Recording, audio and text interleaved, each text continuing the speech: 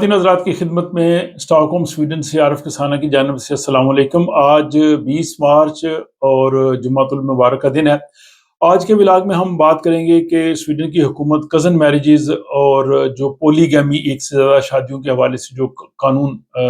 جو ہے وہ نافذ کرنا چاہ رہی ہے۔ وزیر انصاف نے جو پریس کانفرنس کی ہے اس کی تفصیلات اس میں شامل ہیں۔ پھر جناب ورک پرمٹ کی جو تنخواہ میں اضافہ ہو رہا ہے اس سے کس طرح کی صورتحال جو ہے وہ پیدا ہو رہی ہے۔ سویڈن کی ایک بڑی سیاسی جماعت کے جو سربراہ ہیں انہوں نے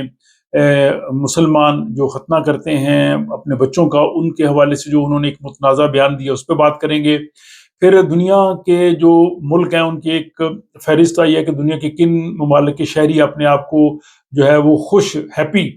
محسوس کرتے ہیں، اور علاوہ ازیں یہاں پہ جو پارکنگ کے کچھ قوانین ہیں جس میں لوگوں پہ اضافی فیس نافذ ہونے جا رہی ہے، اور دیگر کچھ خبریں ہیں۔ تو ان تمام کا احاطہ جو ہے وہ آج کے اس ولاگ میں کریں گے، لیکن سب سے پہلے یہ کہ آج یہاں سویڈن میں اور بلکہ مشرق وسطیٰ، یورپ اور اسکینڈینیوین ممالک میں عید الفطر جو ہے وہ نہایت عقیدت اور احترام سے منائی جا رہی ہے، اور اس موقع پہ میں اپنے تمام ناظرین کو عید الفطر کی دلی مبارکباد پیش کرتا ہوں۔ ہم نے اپنے اسٹاک ہوم کے علاقے برو میں نماز عید دوست احباب کے ساتھ ادا کی۔ لوگوں کی بہت بڑی تعداد تھی، اور وہاں پہ جو امام جن کا تعلق مشرق وسطیٰ سے تھا انہوں نے بڑی اچھی بات کی کہ ہمیں اچھے مینرز اخلاق جو ہے وہ اپنانے چاہیے تاکہ اس معاشرے میں ہم اچھے طریقے سے رہ سکیں، اور خصوصاً جو اخلاق نبوی ہیں وہ ہمارے سامنے رہنے چاہیے۔ اور عید الفطر کے موقع پہ سویڈن کی جو وزارت خارجہ ہے اس نے جناب عید کی مسلمانوں کو دلی مبارکباد پیش کی ہے۔ علاوہ ازیں جو سویڈش پولیس ہے انہوں نے بھی عید کی مبارکباد دی ہے، اور سویڈن کے جو دنیا کے مختلف ممالک میں سفارت خانے ہیں ان سفارت خانوں نے بھی جو ہے وہ عید کی مبارکباد پیش کی ہے۔ تو اب چلتے ہیں جناب آج کے ولاگ کی اپڈیٹس کی طرف، اور اس میں یہ ہے کہ سویڈن ایک بار پھر دنیا کے خوش ترین ممالک میں جو ہے وہ شامل ہو گیا ہے،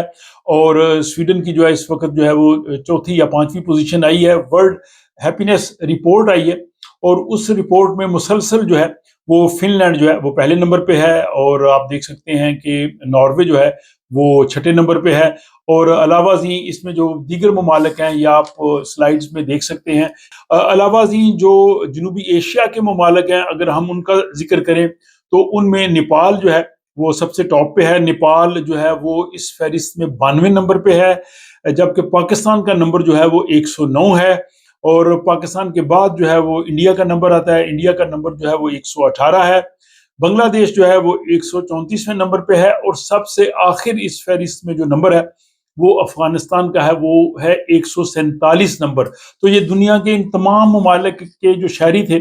ان سے سوالات کیے گئے، اور وہاں پہ جو دیگر سہولتیں اور لوگوں کی جو رہنے کی صورتحال ہے اس لحاظ سے ہر سال یہ جو ہے فہرست جاری کی جاتی ہے۔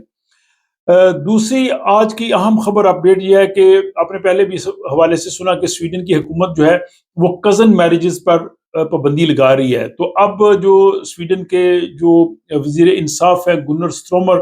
انہوں نے جو ایس ٹی کی جو ترجمان ہے ان کے ساتھ مل کے پریس کانفرنس کی، اور انہوں نے کہا جی کہ جو قانون بن رہا ہے اس میں کزن میرجز یعنی قریبی رشتہ داروں میں شادی پہ پابندی ہوگی،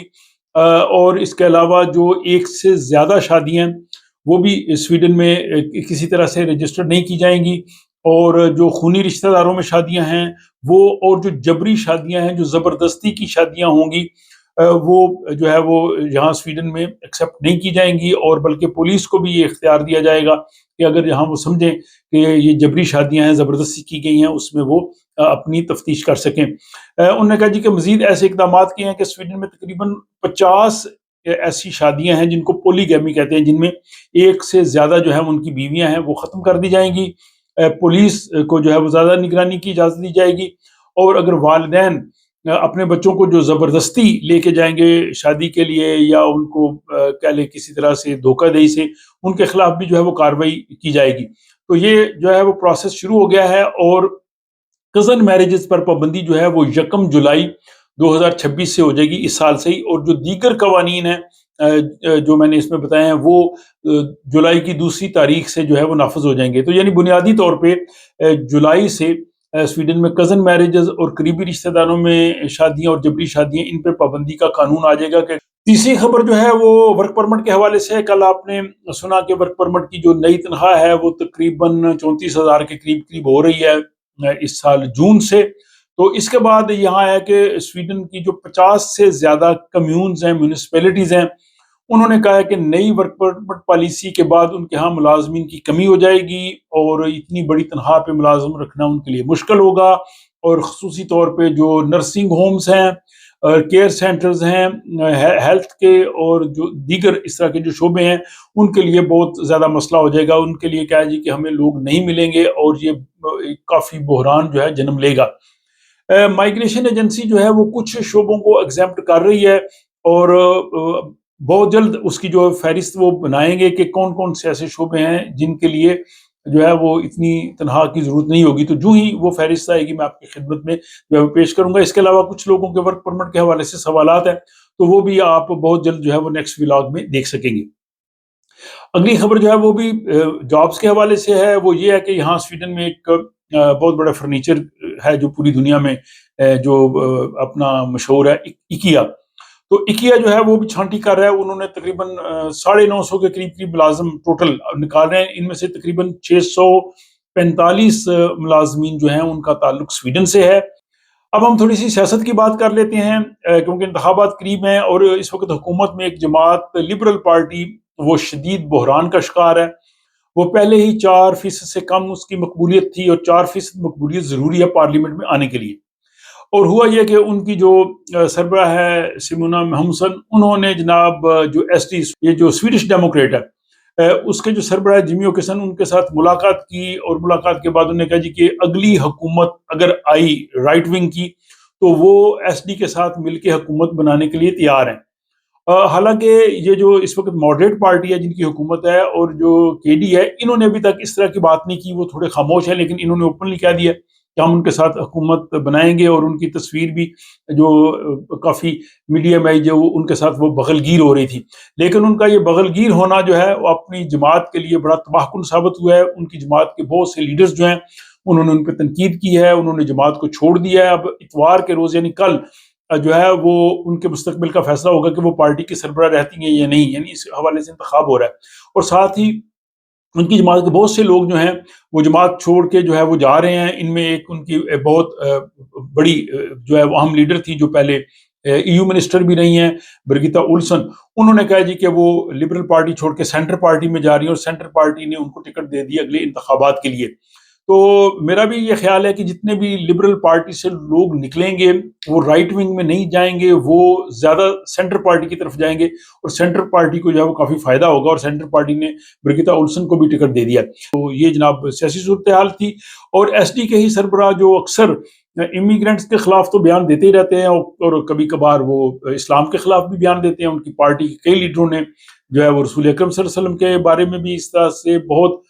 غلط قسم کے ماضی میں جو ہے وہ ٹویٹ کیے۔ تو اب انہوں نے یہ کہا ہے جی کہ جو ہے وہ ختنے کرانے کا جو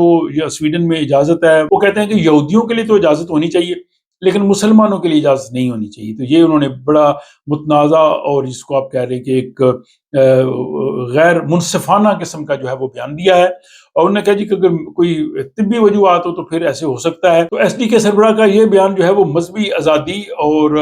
انصاف کے تقاضوں کے بالکل منافی ہے۔ آپ اس حوالے سے کیا کہیں گے؟ اپنی رائے جو ہے وہ کمنٹ باکس میں لکھ سکتے ہیں۔ اور اگلی خبر یہ ہے کہ سویڈن میں پارکنگ پر نئے ٹیکس لگانے کی تجویز آئی ہے، جس کی وجہ سے جن لوگوں نے گاڑیاں رکھی ہیں ان پہ اخراجات جو ہیں وہ بڑھ سکتے ہیں، لیکن جو ٹیکس لگا رہے ہیں وہ کہتے ہیں جی کہ ماحولیات اور ٹریفک کنٹرول کے لیے شاید یہ ضروری ہے۔ اور آخری خبر جو ہے وہ گرین لینڈ کے حوالے سے، آپ جانتے ہیں کہ ماضی میں امریکہ نے کافی دھمکی دی تھی گرین لینڈ کے حوالے سے، اور اب یہ جو ہے وہ خبر سامنے آئی ہے کہ ڈنمارک نے جنوری میں اس کے